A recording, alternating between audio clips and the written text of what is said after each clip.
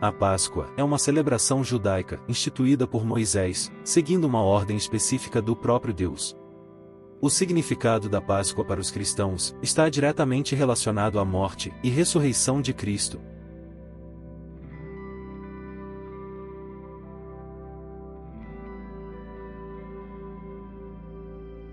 A palavra Páscoa significa passar por cima.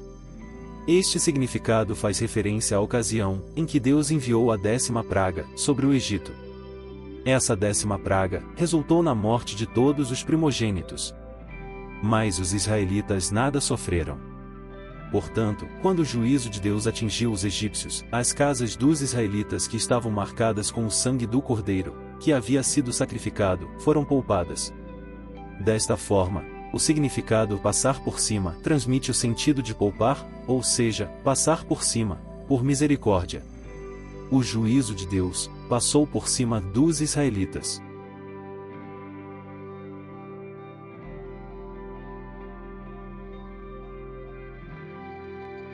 Moisés instituiu a Páscoa como uma celebração anual. Assim, a Páscoa é a festa judaica mais antiga. Os judeus deveriam celebrar a Páscoa, seguindo as regras básicas que foram determinadas no Pentateuco. Assim como na primeira Páscoa ainda no Egito, a festa anual era comemorada no crepúsculo do 14º dia do primeiro mês, seguida de 7 dias consecutivos, denominados como Festa dos Pães Asmos. O cordeiro macho, e sem defeito de até 1 ano que seria sacrificado, era separado do rebanho por cada família, no 10º dia do primeiro mês, e guardado até o 14º dia. O animal deveria ser assado inteiro, e sem que nenhum osso fosse quebrado. O animal tinha que ser comido muito rapidamente, com as ervas amargas, e os pães asmos. Os judeus também deveriam comer o cordeiro com trajes de viagem, para que a saída às pressas do Egito fosse celebrada. As sobras do cordeiro também deveriam ser queimadas, pois não era permitido aproveitá-las no dia seguinte.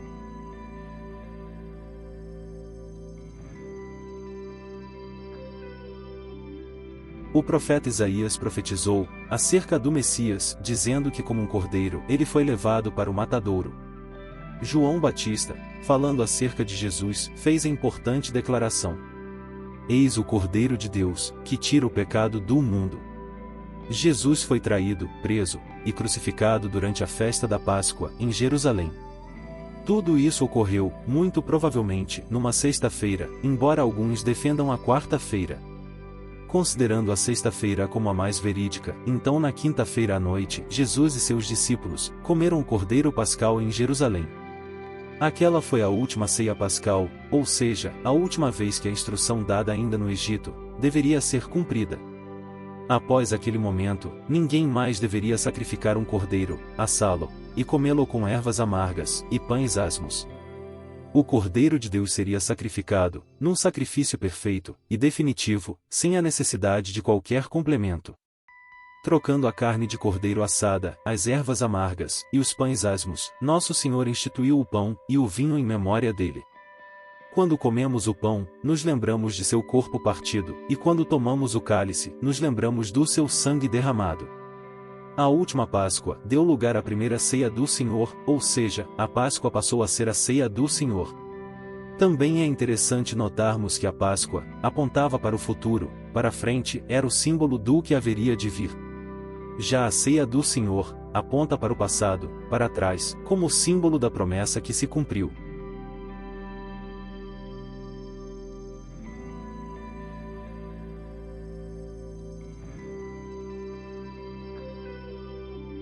A Páscoa é uma festa judaica, um símbolo que apontava para o sacrifício do Filho de Deus.